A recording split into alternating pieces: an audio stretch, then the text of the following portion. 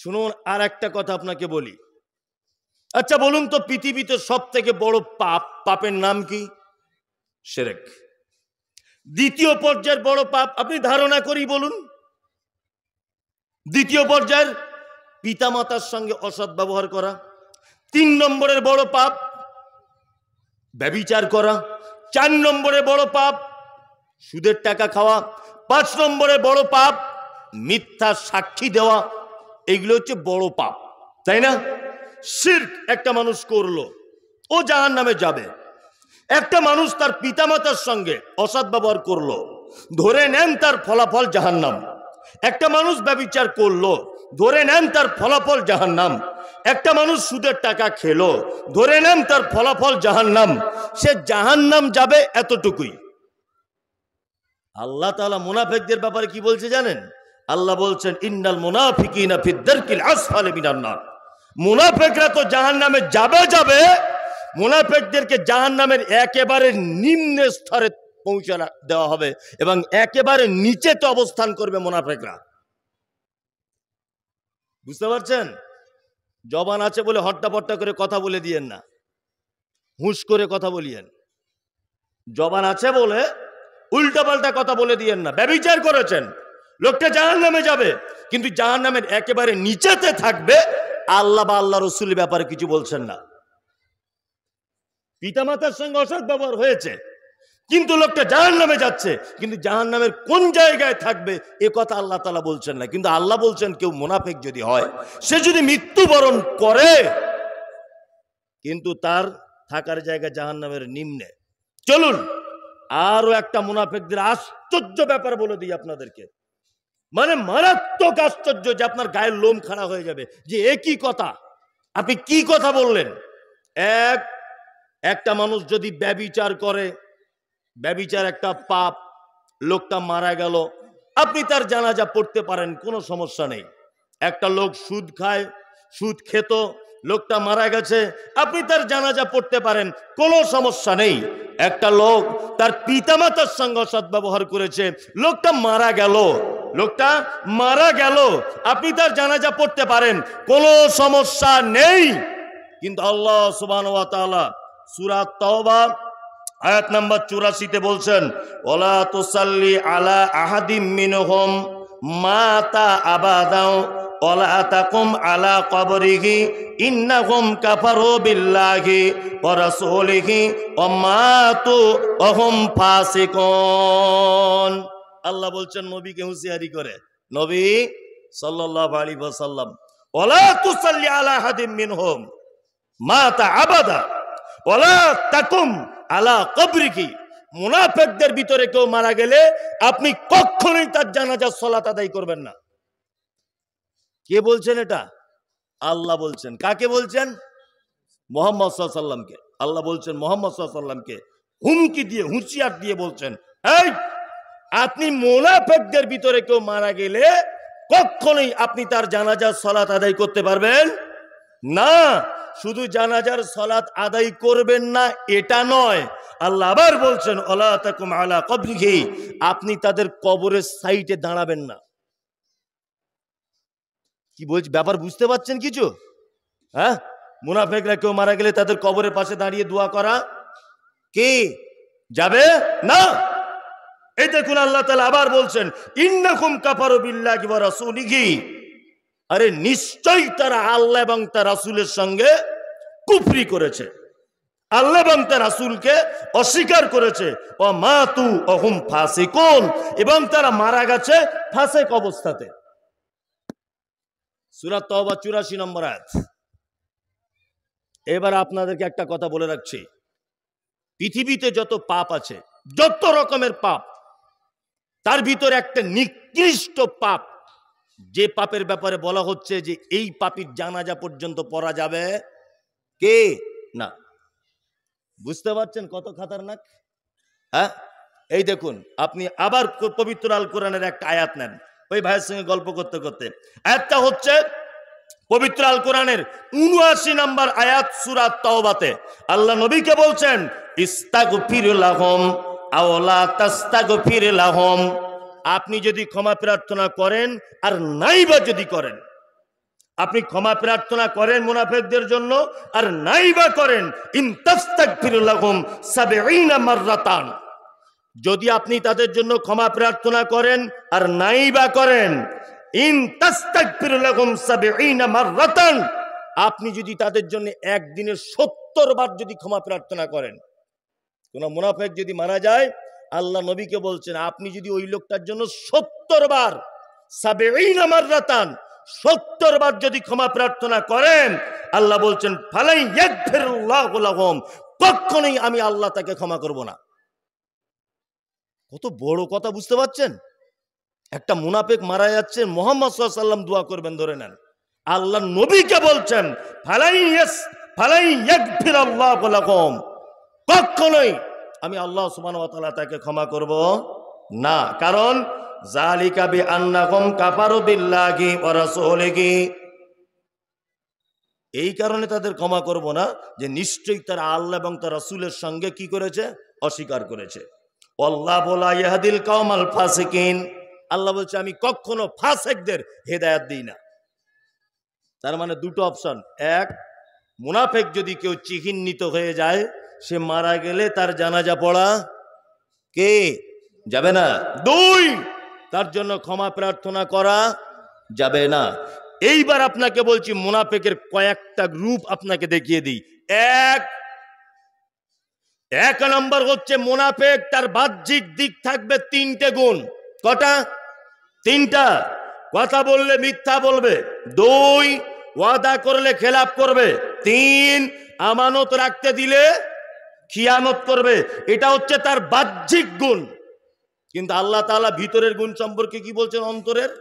আল্লাহ বলছেন অমিনান নাসি মাইয়াকুলু আমান্না বিল্লাহি ওয়া বিল ইয়াউমিল আখিরি ওয়া মা হুম বিমুমিনিন। মানুষের মধ্যে কিছু লোক এরকম আছে, তারা বলে যে আমরা ঈমান এনেছি, আমরা আল্লাহকে বিশ্বাস করেছি। আল্লাহ তারপরেও বলছেন ওয়া মা হুম বিমুমিনিন, তারা কেউ মুমিন নয়। তার মানে মুখে বলে, মুখে কি বলে? মুখে বলে আমি আল্লাহকে মানি, ভিতরে ভিতরে মুনাফিক। 2, মুহাম্মদ সাল্লাল্লাহু আলাইহি ওয়াসাল্লামের দ্বীনকে, মুহাম্মদ সাল্লাল্লাহু আলাইহি ওয়াসাল্লাম যেটা দিয়েছে সেইটাকে বাদ দিয়ে অন্য কোন মানুষের আনুগত্য করবে, অন্য কোন মানুষের দ্বীন নিয়ে জাতির সামনে কথা বলবে। এ হচ্ছে আর এক কোয়ালিটির মুনাফিক। বর্তমান বাজারে কিছু বক্তা আছে, এই আপনাকে আমি বলতে এসেছি, আল্লাহর কসম আমি কারোর বিপক্ষে নয়। মানুষ আমাকে বলে যে মমতাজুল ইসলাম বিতর্কিত লোক, আজে বাজে বকে। আমি আজে বাজে বকি না, আসলে আমার কথা আপনি আজে বাজে বলছেন, মানে আমার কথা লোড আপনি মাথায় নিতে পারছেন না। তাই আমি ইউটিউবারদেরকে বলেছি, ইউটিউবারদের কিছুদিন আগে সোশ্যাল মিডিয়াতে, যে আমার বক্তব্য যদি কেউ তোমরা চ্যানেলে লোড করো, আলহামদুলিল্লাহ করো, থাম্বনেল ভালো করো, খারাপ করিও না। আর আমারও তুমি বক্তব্য ডাউনলোড করবে, আর একটা পীর ফকির সোশ্যাল মিডিয়াতে ভাইরাল বক্তা, যার মানহাজ ঠিক নেই, যে দীর্ঘ 50 বছর যাবৎ বক্তব্য রাখছে, হযরত মুহাম্মদ সাল্লাল্লাহু আলাইহি ওয়াসাল্লামের নিয়ম অনুযায়ী 2 রাকাত নামাজ পড়তে পারে না, অথচ সোশ্যাল মিডিয়াতে ভাইরাল, তুমি তারও বক্তব্য আপলোড করছো। জনগণ বুঝবে কি করে? এই জনগণ বুঝবে কি করে যে এই চ্যানেলটায় শুধু সঠিক হাদিস কোরআন পাওয়া যায়? তুমি তো ভেজাল লোককেও ঢুকিয়ে দিয়েছো তোমার চ্যানেলের ভিতরে। হচ্ছে কি হচ্ছে না? আহলে হাদিস গেরাম, শাইখুল হাদিসরা বসে আছে স্টেজে, বড় বড় আলেমরা বেদাতীদেরকে দেখছি প্রধান বক্তা করে আনছে। বেদাতীরা এই যে শুধুমাত্র এসে বলে দিয়েছে পীর মানা যাবে না, আহলে হাদিস মনে করছে পীর মানা যাবে না বলেছে, এ মনে হয় আহলে হাদিসের বেটা আহলে হাদিস। কি বলছি বুঝতে পারছেন না? ওকে প্রশ্ন করবেন যে 2 রাকাত নামাজ আল্লাহর নবীর সুন্নত অনুযায়ী বলে দেন স্টেজে। ও তো বলতে পারবে না, ও দাদু পর্যন্ত পারবে না। অথচ আহলে হাদিস যারা নিজেকে দাবি করছে, তারা ওদেরকে প্রধান বক্তা হিসেবে আনছে। পশ্চিম বাংলার মাটিতে আহলে হাদিসরা এমন বক্তা ডাকছে, যে বক্তা মরে গেলে তার মাজার করা হবে। পীর কিন্তু গলার কণ্ঠ ভালো, বড় বড় দাড়ি, সুর করে করে বলতে পারে। প্রধান বক্তাকে বিশাল বড় মাদ্রাসা, জামিয়া সালফিয়া ছাত্র, সেখানকার শিক্ষক, কিষানগঞ্জ থেকে ফারেক হয়ে সেখানে শিক্ষকতা করছে, অথচ একটা বেদাতি লোক যে আল্লাহ নবী সাল্লাল্লাহু আলাইহি ওয়াসাল্লামের দীর্ঘ 23 বছরের নামাজের ট্রেনিং বাদ দিয়ে ইমাম আবু হানিফাকে নিয়ে ব্যস্ত, অমুক ইমামকে নিয়ে ব্যস্ত, অমুক মাযহাবকে নিয়ে ব্যস্ত, এই লোকটাকে আজকে জাতির সামনে প্রধান বক্তা হিসেবে দেখানো হচ্ছে। আমি মুমতাজুল ইসলাম প্রধান হওয়ার যোগ্যতা রাখি না, লোকে আমায় করছে তো আমি কি করব?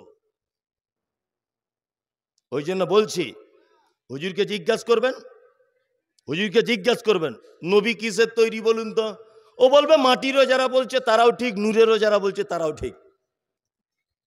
ও সাংঘাতিক চিজ। ও আহলে হাদিস জায়গায় এসে আহলে হাদিসদের মতো, আবার বেদাতি জায়গায় গিয়ে ইয়া নবী, বাকিটা আর বলবে না, বাকিটা বলবে না, লোক সব লাফালাফি করবে, ও লাস্টের দিক বন্ধ করে দিবে। পাক্কা চিটার, বক্তার নামে চিটারে। কি বলছি বুঝতে পারছেন না? সব জায়গাতে করে কমে খাবার একটা রাস্তা। কি বলছি বুঝতে পারছেন? এটা আল্লাহ নবী সাল্লাল্লাহু আলাইহি ওয়াসাল্লামের হাদিসের সঙ্গে মুনাফিক, মুনাফিকি করে এরা। খুব সাবধানে থাকবেন। এইসব বাস্তব কথাগুলো বলি, আর আমি হই বদমায়েশ লোক, আমি হই বাটপার, আমি হই চিটার, আমি হই ভণ্ড। কি বলছি বুঝতে পারছেন? কথা যা বলছি বাস্তব না অবাস্তব বলুন তো? বাস্তব নয়? এগুলো দুঃখ লাগে কি লাগে না? আজকে আমরা তাদের কাছে সঠিক হাদিস কোরআনের দাওয়াত দেব, আমরা তাদের বেদাত সম্পর্কে সচেতন করব। তারা আসছে আমাদের স্টেজে বক্তব্য রাখতে, এসে জলসায় 2 ঘন্টা বক্তব্য দিয়ে চলে গেল, আর সাইকুল হাদিসরা সব বসে আছে। আল্লাহু আকবার। আল্লাহ তুমি জাতিকে বোঝার তৌফিক দান করো, আমিন। চলুন আরেকটা ব্যাপারে আপনাকে সচেতন করি। মুনাফিক এতক্ষণ পর্যন্ত বললাম, আর একটা ব্যাপার কি, বাজারে অনেক শব্দ আছে, তার ভিতরে একটা শব্দ আছে ফাসিকুন। ফাসেক বলি না আমরা, ফাসেক লোক। ফাসেক কাকে বলে? এগুলো জেনে রাখুন, মারাত্মক বড় বড় পাপ। আমি একটু আগে একটা আয়াত তেলাওয়াত করেছি, ৭৯ নম্বর আয়াত সূরা তাওবার। আল্লাহ ওই আয়াতের শেষে বলছেন আল্লাহু লা ইয়াহদিল কওমাল ফাসিকিন। আল্লাহ বলছে আমি কখনো ফাসেকদেরকে হিদায়াত দান করি না। ফাসেক কে? ফাসেক ওই লোকটা যে ইসলামে নিষেধ, কোরআনে নিষেধ, হাদিসে নিষেধ, মানে এক কথাতে ইসলাম পারমিশন দেয় না, এইরকম মারাত্মক বড় বড় পাপের ভিতরে লিপ্ত। এটা পাপ ও জানে, তারপরেও ছাড়তে পারে না বা ছাড়ে না, দীর্ঘদিন ওই পাপের ভিতরে লিপ্ত। এই লোকটার নাম কি? ফাসেক। ফাসেকদের কয়েকটা আমল বলি। 1, পিতামাতার কথা অবাধ্য হয়, এ ফাসেক। দাড়ি নিয়মিত চাচে যে, এও ফাসেক। সুদের টাকা খায় যে দীর্ঘদিন, ও হারাম জানে তারপরেও খেয়ে যাচ্ছে, এ ফাসেক। ব্যভিচার মারাত্মক বড় পাপ, এটা জানার পরেও ও ব্যভিচার করেই যাচ্ছে, এ কি? ফাসেক। এক কথাতে ইসলামিক দৃষ্টিতে যে সমস্ত বড় বড় পাপগুলি রয়েছে, ও জানে এটা পাপ, তারপরেও ও ছাড়তে চাইছে না। পাপ যে বড় মিষ্টি, পাপ যে বড় মধুর মতো টেস্ট, এই কারণে ছেড়ে দিতে পারছে না। আল্লাহ সুবহানাহু ওয়া তাআলা এই সমস্ত পাপীদের ব্যাপারে বলতে গিয়ে বলেছেন ওরা হচ্ছে ফাসেক, কখনোই ওরা দ্বীনের ব্যাপারে সঠিক রাস্তা পাবে না, কখনোই পাবে না। ওদের জন্য সঠিক কোনো রাস্তা নেই। তাহলে আমরা ফাসেক হব না ইনশাল্লাহ, ফাসেক হব না। দাড়ি এটা তো চাচা লাগবেই, তাছাড়া বয়স বেশি লাগে, তাই না? রাগ করিয়েন না আপনি, আপনি আমার উপরে রাগ করে কি বলবেন? এ কথা সব তো আল্লাহ বলছেন আর মুহাম্মদ সাল্লাল্লাহু আলাইহি ওয়াসাল্লাম বলছেন। এই মুমতাজুল ইসলাম সাধারণ একটা ছেলে, আপনার সামনে একটু বাংলায় বলে দিচ্ছি, আমি 10 পয়সাও কোনো পাপ করিনি, বলে কোনো ভুল করছি না। হ্যাঁ, দাড়ি এখনো তো চাচা লাগে, লাগে না? লাগে। জি, এখনো তো সুদের টাকা খাওয়া লাগে, লাগে না? আপনি জানছেন। তারপরে আপনার বউ অন্তত পক্ষে বন্ধনের স্যারেদের কাছে যায়, আপনি না খান, তাই না? ব্যভিচার মারাত্মক বড় পাপ, মারাত্মক বড় পাপ। স্ত্রীকে বেপর্দায় যে রাখে, ও ফাসেক। পর্দাতে রাখা কি ফরজ। ইসলামের বিধিবিধান কত কঠিন দেখুন, কত কঠিন। আমি মুমতাজুল ইসলাম, আমার স্ত্রীর বাচ্চা কাচ্চা নেই। আমি এই আমার পিছনে বসে আছে আমার ভাই, এইদিকে একটা বসে আছে আমার সেলিম ভাই, পরিচিত লোক। এই দুইজন আমার খুব আপনজন মানুষ। তা আমি সেলিম ভাইয়ের একটা মেয়ে দত্তক নিলাম, বন্ধক নিলাম, বা ওকে পালন করার জন্য নিলাম, বা সেলিম ভাইয়ের একটা ছেলে আমি মানুষ করতে নিলাম, আমার স্ত্রীর ছেলে পিলে নেই বলে। ইসলাম কত কঠিন দেখুন। তার ছেলেটা যখন নিয়েছি তখন 3 বছর বয়স, আমার স্ত্রীকে মা বলে ডাকে। কি বলে? মা। ওনার ছেলে, আমার বাচ্চা কাচ্চা হয়নি আমার স্ত্রীর, ওই জন্য আমি ওনার কাছ থেকে ছেলেটা ধার নিয়ে মানুষ করছি। ছেলেটা একেবারে ছোটতে নিয়েছি, ও আমার স্ত্রীকে মা বলে ডাকে। কি বলে? মা। আমার স্ত্রী ওকে বেটা ছাড়া কথা বলে না, বেটা বেটা করে কথা বলে। আচ্ছা বলুন তো, আমার স্ত্রী আর ওই যে আমার বেটা পালিত পুত্র, এর দুইজনের মাঝখানে পর্দা আছে না নেই? কথা বলুন। আছে। ইয়েস, এটা ইসলাম। পর্দা তখন থাকতো না যদি ওই ছেলেটা আমার স্ত্রীর বুকের যদি দুধ পান করে নিত, তাহলে আর পর্দার বিধান থাকতো না। আপনি কোনো মেয়েকে নিয়েছেন, মানুষ করছেন, আপনাকে মেয়েটা আব্বা বলে ডাকে, কিন্তু আপনার স্ত্রী দুধ পান করেনিও, মেয়েটা আপনাকে আব্বা বলে ডাকে, তারপরেও আপনাকে বলছি ওই মেয়েটার দিকে আপনি ফিরে তাকাতে পারবেন না, এটা হারাম। এর নাম ইসলাম। ও আপনাকে আব্বা আব্বা বলছে, আব্বা বলে কথা বলছে, তারপরেও হারাম। কি বলছি বুঝতে পারছেন? খুব কঠিন বিষয় এটা, খুব কঠিন। পর্দা মারাত্মক কঠিন। স্ত্রীকে পর্দায় রাখে না, ও ফাসিক, কারণ এটা একটা বড় পাপ। আর একটা শব্দ এসেছে, শব্দটা কি? শব্দটা হচ্ছে মুশরিক বা মুশরিকুন। আছে না নেই? আছে। আচ্ছা বলুন, এবার আপনার কাছে আমি জানতে চাইছি, আচ্ছা বলুন, হিন্দু হিন্দু বলে একটা ধর্ম আমাদের পশ্চিম বাংলার মাটিতে বা ভারতবর্ষে আছে, আছে না নেই? আছে। আচ্ছা বলুন তো, হিন্দু ভাইদেরকে মুশরিক এটা বলা যাবে কি যাবে না? যাবে না। আসলে মুশরিক বলতে শিরিক করে তা নয়, বুঝতে ভুল হচ্ছে আপনার। শিরিক করলে যে মুশরিক তা নয়। আপনি ব্যাখ্যা বিশ্লেষণটা ভালো করে দেখবেন। আমি মমতাজুল ইসলাম দেখে পড়ে এসে তবে আপনাকে বলছি, তারপরেও আমার মিস হতে পারে, আমি মানুষ। হিন্দুদের ব্যাপারে, বর্তমান ব্যাপারে যে ধর্মটা চলছে হিন্দু, এদের ব্যাপারে যে শব্দ ব্যবহার এসেছে কোরআনে, সেটা হচ্ছে সাবেঈ। সাবেঈ বলতে কারা? যারা স্রষ্টাকে বিশ্বাস করে, কিন্তু পৃথিবীতে এক একজনকে এক এক রকমের ক্ষমতাবান বলে মনে করে, এরা হচ্ছে সাবেঈ। আকাশ থেকে খুব বৃষ্টি হচ্ছে, রাস্তায় একটা হিন্দু লোক দাঁড়িয়ে আছে, আপনি তাকে বলুন যে কাকা বৃষ্টি দিচ্ছে কে? বলবে উপরে একজন ভগবান আছে। বলবে কি বলবে না? বলবে, বলবে, বলবে ও উপরে একজন ভগবান আছে, বলবে না? বলবে। তারপরেও ও পৃথিবীর তৈরি করা কিছু জিনিসকে আলাদা আলাদা ক্ষমতাবান মনে করে, করে না? দেখবেন হিন্দু ভাইরা ওই আপনার লোহা লাকড়ির পূজা করে, ওটা কি বলে? বিশ্বকর্মা পূজা করে, করে না? তার মানে ওনাদের একটা ধারণা যে এই লোহা লাকড়ির ডিপার্টমেন্টটা বিশ্বকর্মার আন্ডারে আছে। কি বলছি বুঝতে পারছেন না? এটা ওনাদের একটা ধারণা। ওনার ধর্ম অবশ্যই ভালো, আপনারটা আপনি করুন। আপনাকে আমি বোঝাতে চাইছি, এটা আমি আপনাদেরকে বোঝাতে চাইছি যে ওনারা এক একটা আলাদা আলাদা জিনিসকে আলাদা আলাদা ক্ষমতাবান মনে করে। কি বলছি বুঝতে পারছেন? চলুন, এরা মুশরিক নয়, এরা সাবেঈ। মুশরিক কারা?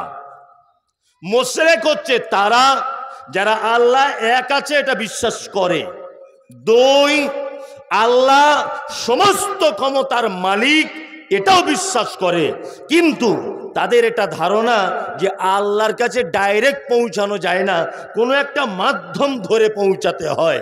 এ হচ্ছে পাক্কা মুশরিক। বুঝতে পারছেন? আবার আপনাকে বোঝাচ্ছি, আবু জাহেল জানতো, আবু জেহেলকে বলা হতো বলুন রাত এবং দিনের বিবর্তনের মালিক কে? আবু জেহেল বলতো আল্লাহ। আবু জেহেল কি বলতো? আল্লাহ। আব্রাহা বাদশা কাবা শরীফ ধ্বংস করতে আসছে, জিজ্ঞাসা করা হচ্ছে নবীর চাচাকে, এই কাবা শরীফ ধ্বংস করতে আসছে তোমার ভাতিজা যে কাবাকে আঁকড়ে ধরে আছে, বলো কাবার মালিক কে বাঁচাবে এখন? তখন নবীর দাদু পর্যন্ত বলছে যে কাবার মালিক বাঁচাবে। কাবার মালিক বাঁচাবে। তার মানে তিনিও জানতেন কাবার একজন মালিক আছে। সুস্থতা অসুস্থতা বলো দেখি এটা কার পক্ষ থেকে হয়? আবু জেহেল পর্যন্ত বলেছিল এটা আল্লাহর পক্ষ থেকে হয়, কিন্তু আবু জেহেলের ধারণা ছিল এটা মুহাম্মদ সাল্লাল্লাহু আলাইহি ওয়াসাল্লাম। আল্লাহর কাছে ডাইরেক্ট পৌঁছানো যায় না, এই 360টা দেবদেবীর মাধ্যমে আল্লাহর কাছে পৌঁছাতে হবে। তুমি একা লাফালাফি করে পৌঁছাতে পারবে না। আবু জেহেল হয়ে গেল মুশরিক। বর্তমান বাজারেও মুশরিক যে শব্দটা হিন্দুর ভিতরে দেখতে পাওয়া যায় না, খ্রিস্টানের ভিতরে দেখতে পাওয়া যায় না, বৌদ্ধদের ভিতরে দেখতে পাওয়া যায় না।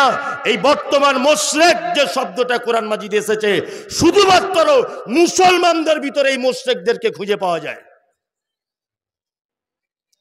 আজও বর্তমানে সারা ভারতবর্ষে, পাকিস্তান, বাংলাদেশের 30 থেকে 35, 40, 50% মানুষের এটা দাবি যে আল্লাহর কাছে ডাইরেক্ট পৌঁছানো যায় না, পিঠ ধরে তবে পৌঁছাতে হয়। দাবি নাই? এই আছে না নাই? মক্কার মুশরিকেরা মাটির ঠাকুর তৈরি করে, পাথরের দেবদেবী তৈরি করে তার মাধ্যমে আল্লাহকে পাওয়ার আশা করত। বর্তমান নামধারী, দাড়িওয়ালা, টুপিওয়ালা মৌলভী সাহেব, হুজুরের দাবি হচ্ছে এই যে মরা মানুষ কবরের ভিতরে দিয়ে এর মাধ্যমে আল্লাহকে পাওয়া যাবে। মানে তখনকার মুশরিক আর এখনকার মুশরিকের ডিফারেন্স এতটুকুই, তারা মাটি বা পাথরের দেবদেবী তৈরি করে উপরে রাখতো, আর এখনকার মানুষ মরা মানুষ মাটির তলায় দিয়ে তার মাধ্যমে আল্লাহকে ডাকছে। এই ঘটনা ঘটছে কি ঘটছে না? ঘটছে কি ঘটছে না? ঘটছে। আমি মুমতাজুল ইসলাম বলছি, কোন মানুষ যদি কবর পূজা অবস্থাতে, কোন পীর সাহেব যদি কবর পূজা অবস্থাতে যদি তার মৃত্যুবরণ হয়, আমি মুমতাজুল ইসলাম আজকে বলে দিয়ে গেলাম জাতির সামনে, ওই কবর পূজারী জানাজা পড়া হারাম, চলবে না।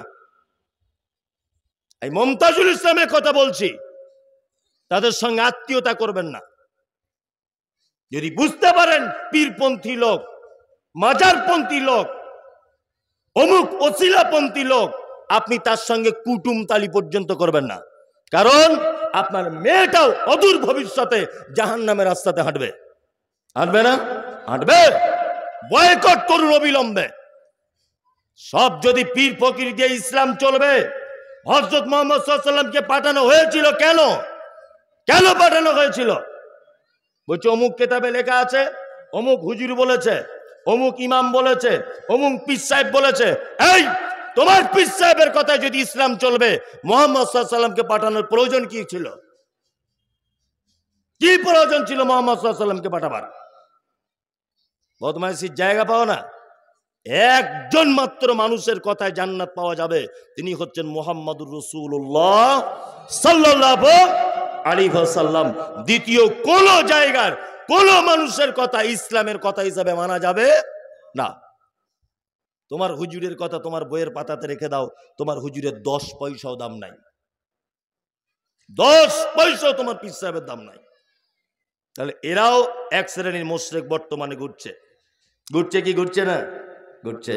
চলুন, আরো কত যে শব্দ এসেছে, যদি ব্যাখ্যা বিশ্লেষণ করা যায় তা রাত্রি 12টা বেজে যাবে। মানুষ তো বিরক্ত হবে, এসব বক্তব্য মানুষ শুনবে না। মানুষ কি শুনবে? ওই যে 7 তলা জাহাজের গল্প, হ্যাঁ, ওই যে ওখানে কি ঘটেছে, এখানে কি ঘটেছে, এইসব মানুষ বেশি পছন্দ করে।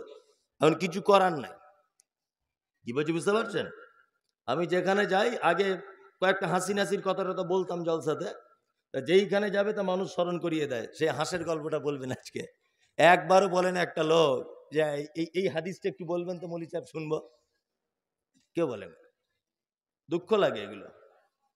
কি বলছি বুঝতে পারছেন? এগুলো খুব দুঃখ। এবার আপনাদের ব্যাপারে আল্লাহ সুবহানাহু ওয়া তাআলা পুরস্কার ঘোষণা করেছেন। এই যত শব্দ এসেছে তার ভিতরে একটা দল, তার নাম হচ্ছে মোমেন। কে? মোমেন। এবার আপনাদেরকে বলি মোমেন কারা। এক, আচ্ছা, ঈমান আর মোমেন এই দুটো জিনিস এক না আলাদা? কথা বলুন। কে ভয় করছে বলতে? যদি গোলমাল হয়ে যায়, বিপদ হয়ে যাবে তাহলে। এরকম ভাবছেন নাকি? আমি আপনাকে মারবো না, গালও দেবো না, এটা শুধু বলুন আমাকে যে মোমেন আর ইমান এই দুটো আলাদা না এক? বলছে একটাই। হ্যাঁ ঠিক, যে যেটা বুঝেছে সেটা বলেছে, কোনো সমস্যা নেই তো। আচ্ছা আমি এবার আপনাকে একটা কথা বলছি, আপনাদের গ্রামে একটা ছেলে MA পাস, চাকরি বাকরি কিছু পায়নি, MA পাস। আচ্ছা বলুন তো, তাকে কেউ কোনোদিন স্যার বলে ডাকবে?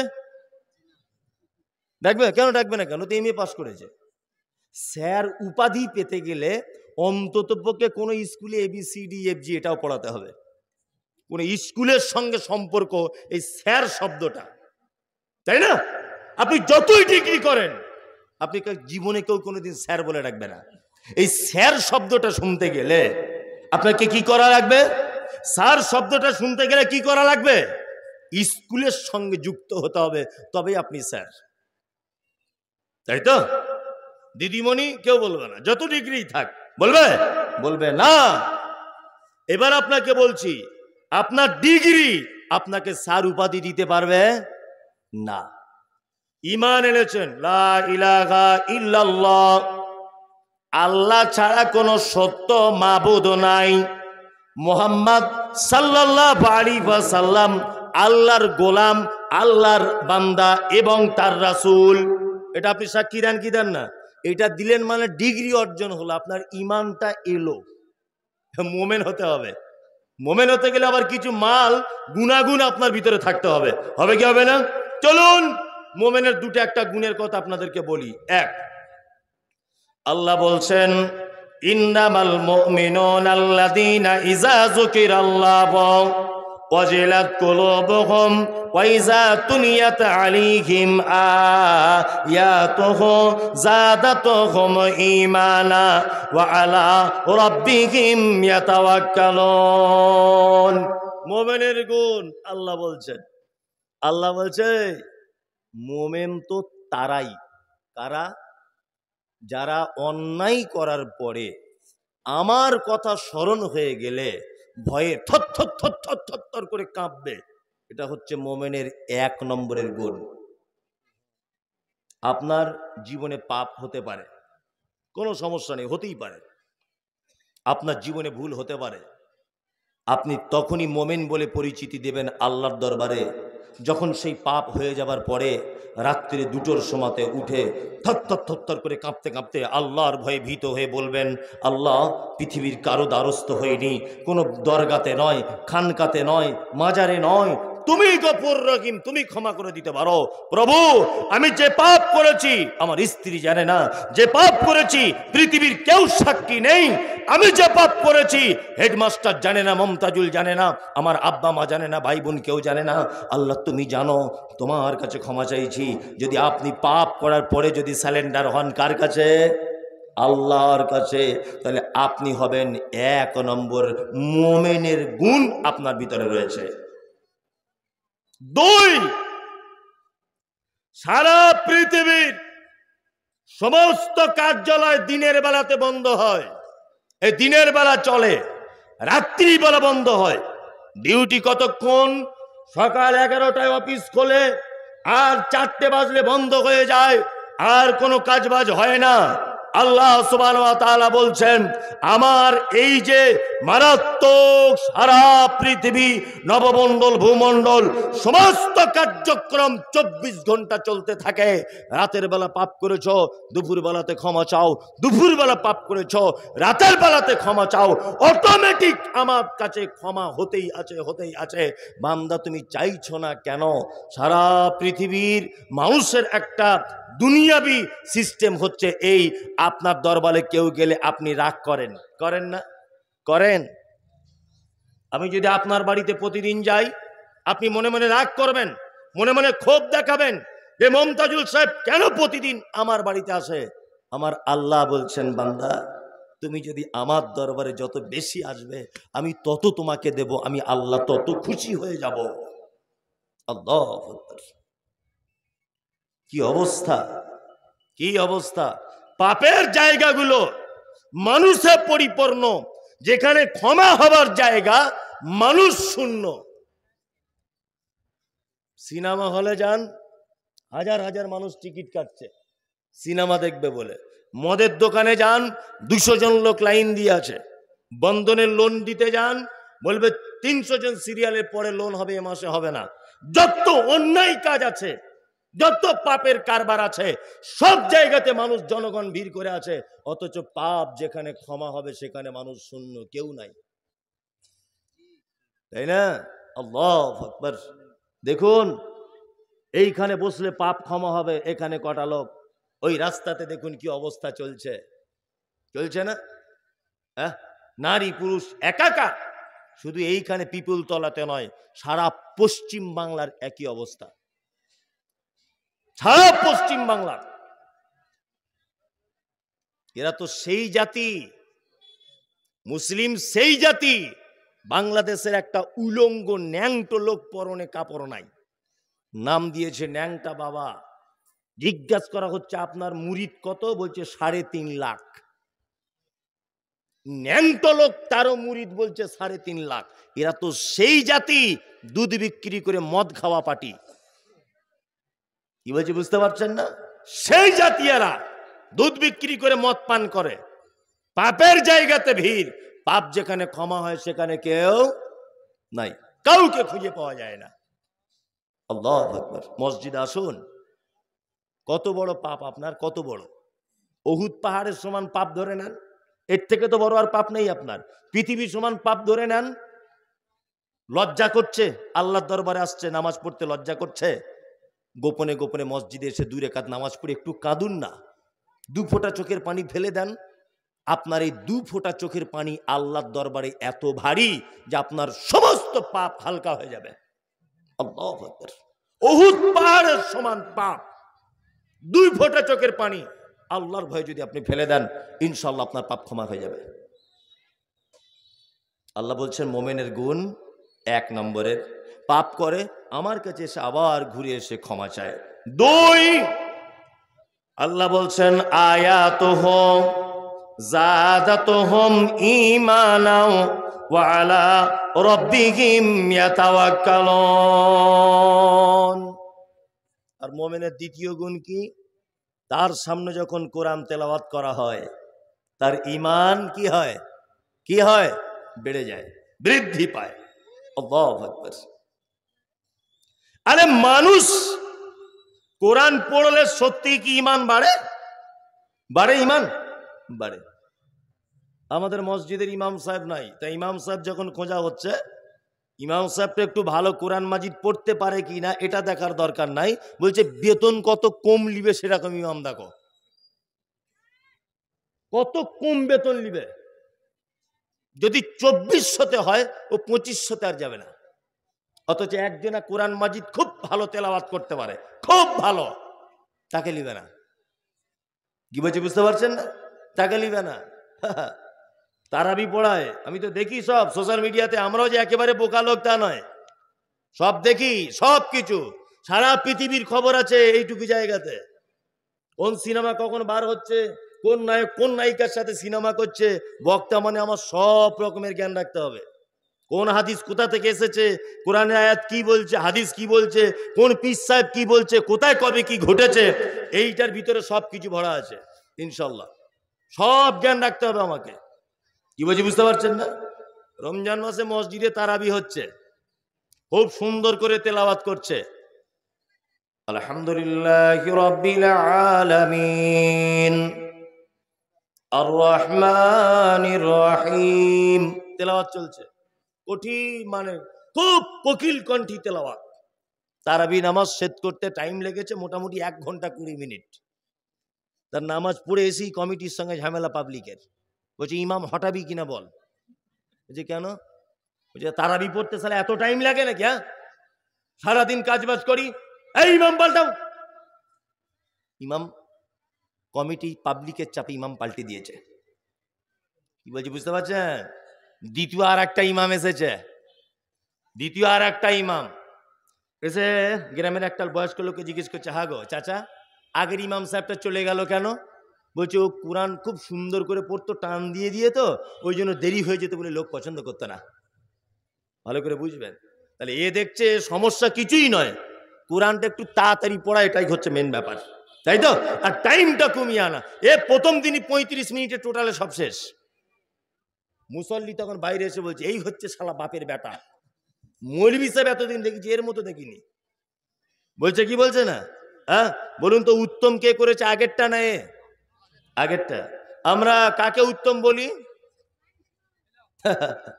কাকে উত্তম বলি? দ্বিতীয়টা।